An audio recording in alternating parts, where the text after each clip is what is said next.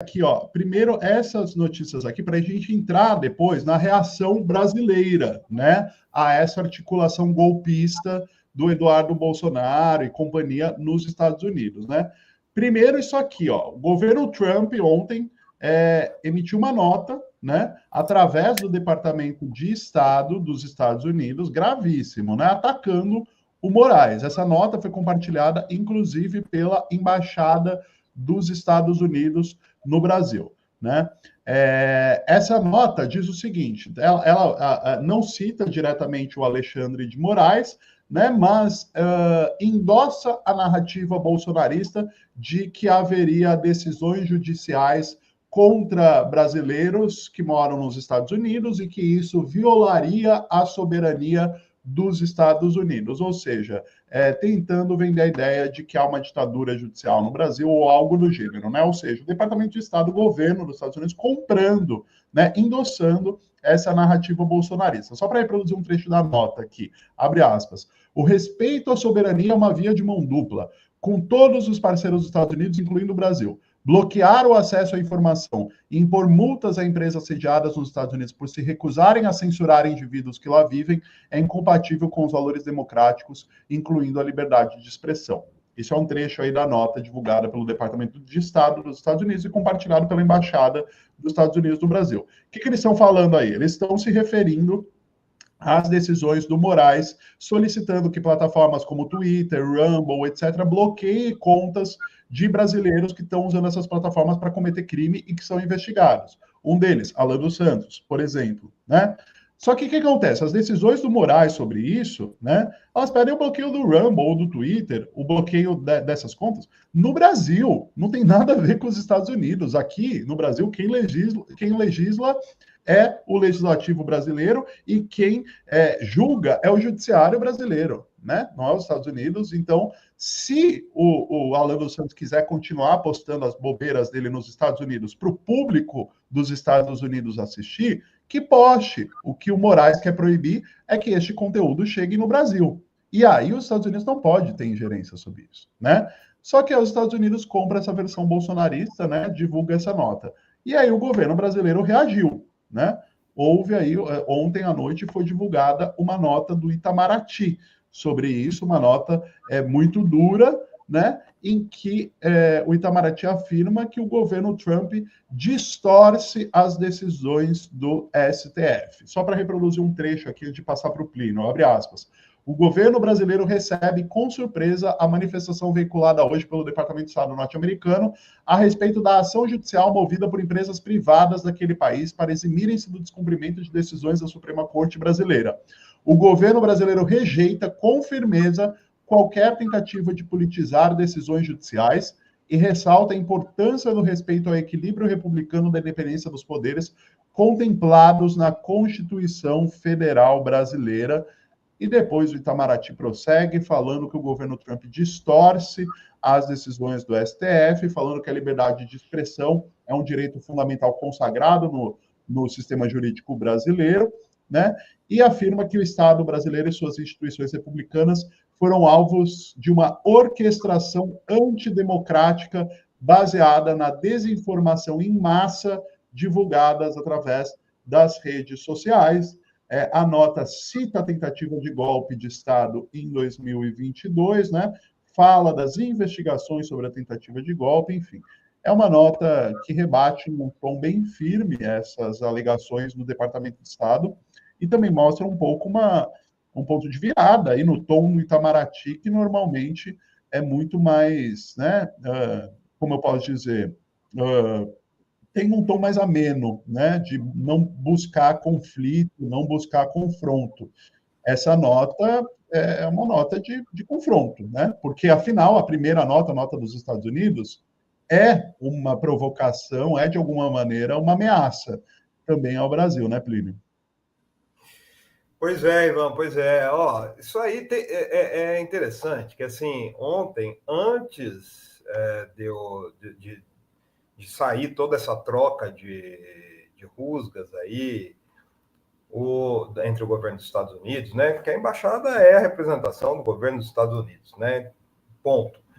E o governo brasileiro, eu escrevi um uma nota que mostra o que está por trás disso. Tem dois elementos, acho que tem dois elementos que a gente precisa destacar, que são interessantes e que estão ficando fora dos comentários. Você não vai encontrar lá na Globo, você não vai encontrar em lugar nenhum aí na mídia liberal.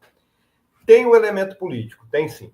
Lógico que tem. O Eduardo Bolsonaro está lá, conspirando. Aliás, gente, olha, os deputados ouviram minha prece, viu? Porque eu falei com Rogério Correia, eu falei com Guilherme Boulos, eu falei... Se falei, Anda, eles estão te ouvindo.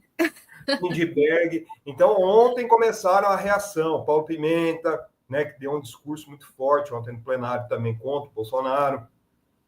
Só que, então, existe esse elemento político do alinhamento do Trump com a narrativa bolsonarista para pressionar o Brasil, né? Porque é muito mais fácil e é muito mais viável para o Trump estender os tentáculos das empresas americanas, como ele está fazendo na Ucrânia, com o Bolsonaro no poder, com o Lula. Isso é um fato, né? Isso é um fato, todo mundo sabe.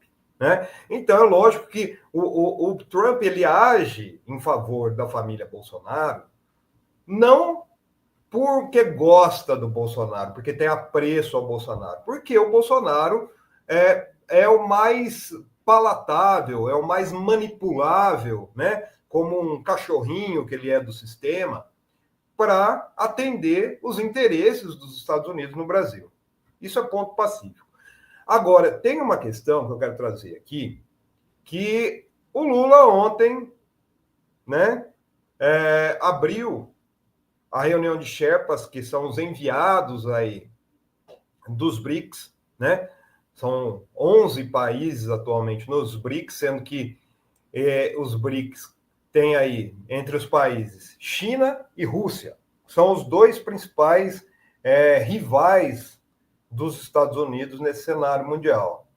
E o Lula hoje é o presidente dos BRICS. 2025, o Brasil está na presidência dos BRICS.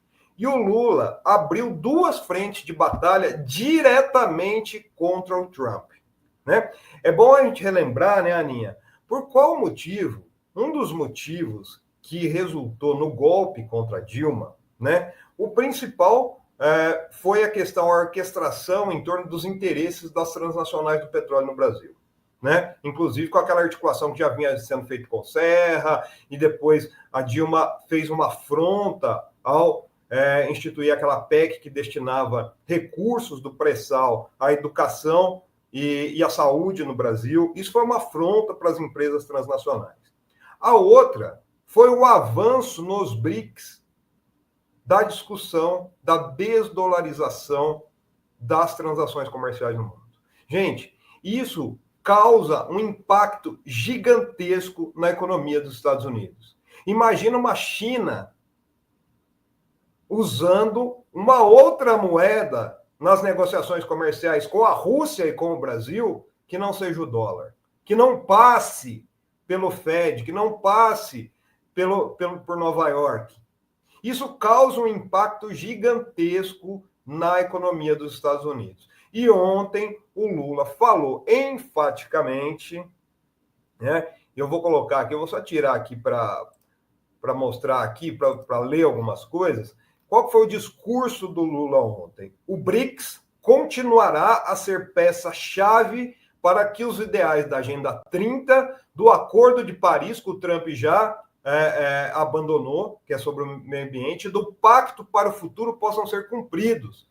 A presidência brasileira vai reforçar a vocação do bloco como um espaço de diversidade e diálogo em prol de um mundo multipolar e de relações menos assimétricas. Daí ele coloca ali, depois ele cita os 6 eixos principais da atuação do Brasil na presidência do bloco. Uma delas é a reforma da arquitetura multilateral de paz e segurança, a cooperação da saúde com maiores urgências do sul global, contribuir para o aprimoramento do sistema monetário e financeiro internacional. Gente, isso é uma afronta gigantesca ao Trump, que quer colocar todo mundo embaixo da asa do dólar.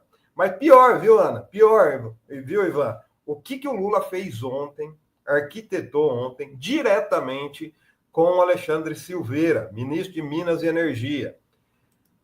Uma afronta direta ao que o Trump anunciou na semana passada. Na semana passada, o Trump, no dia 22, anunciou um plano de 500 bilhões de dólares em investimentos no setor de inteligência artificial.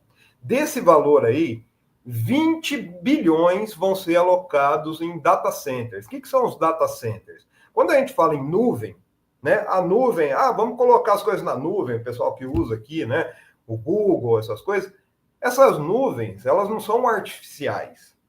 Elas têm locais onde ficam servidores gigantescos para armazenar essas informações. A mercadoria mais importante hoje no mundo se chama informação. Então, a maioria dos data centers hoje estão alocados onde? Nos Estados Unidos. Quem é o maior controlador de data centers do mundo? O Edgar pode até falar disso aqui amanhã. Jeff Bezos, através da Amazon. A Amazon é um dos maiores players em data centers, inclusive armazenando, gente, dados de governos. Dado de governo, dado de empresa brasileira. Né? As empresas brasileiras hoje, ou que estão no Brasil, armazenam seus dados na empresa do Jeff Bezos. Então, o que o Lula fez em cima disso? Então, o Trump, lá dia 22, ele anunciou, né, que vai destinar aí 500 bilhões de dólares para Musk, para Mark Zuckerberg, para Jeff Bezos, ampliar a questão da inteligência artificial e 20 bilhões nos data centers. E o Lula ontem autorizou Silveira a fazer um decreto-lei para auxiliar os governos estaduais, principalmente no Piauí, no Ceará, para atrair data centers para o Brasil. Na prática, o que é? O Lula vai começar a oferecer benefícios fiscais, incentivos fiscais, para fechar contrato de construção de grandes centros de armazenamento de dados de inteligência artificial no Brasil. E tem um trunfo aí. Sabe o que acontece? No Brasil, principalmente Ceará e no Piauí. Por que Ceará e Piauí? Porque os data centers ali a Tony Bastos já está me adiantando aqui, ó, são os maiores consumidores de água, por isso privatizaram nossa água no Senado. E tem uma questão, os data centers consomem muita energia. Então, o valor hoje, para você colocar um data center nos Estados Unidos, é muito alto, porque a energia lá, em grande parte, é energia ou de carvão, ou de óleo, né? Através do petróleo.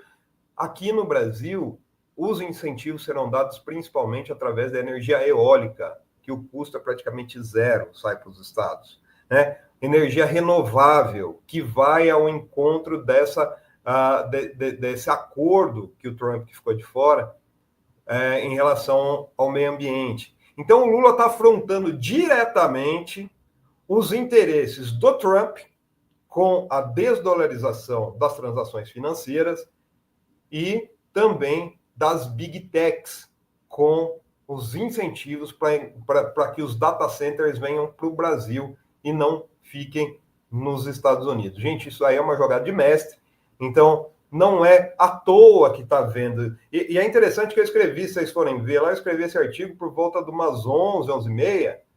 O tweet da Embaixada dos Estados Unidos, eu não estou falando que foi por mim, mas eles estão analisando muito melhor que eu, né? Foi à tarde, né? Por que eles continuaram? Então, com certeza, eles vão se alinhar, né?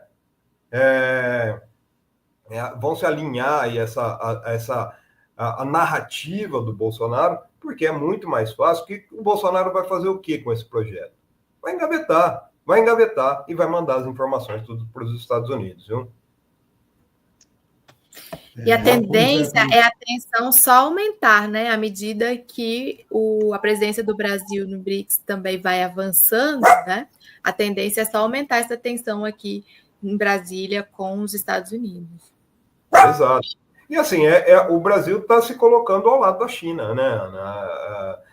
Qual que é o principal aí adversário hoje dos Estados Unidos nessa guerra comercial? É a China. O que os Estados Unidos querem, o que Trump quer fazer, é fazer uma reversão do processo neoliberal. O que o processo neoliberal fez? Pô, a gente tem... A Ford falou assim, a gente tem fábrica aqui, mas é muito mais barato produzir na China. Então a gente fecha as fábricas, quebra a região de Detroit, por exemplo, que tinha muitas fábricas automobilísticas, quebra financeiramente e leva tudo isso, né? E a partir disso, os Estados Unidos tinham o controle lá no começo dessa relação através do dólar, através da cotação do dólar.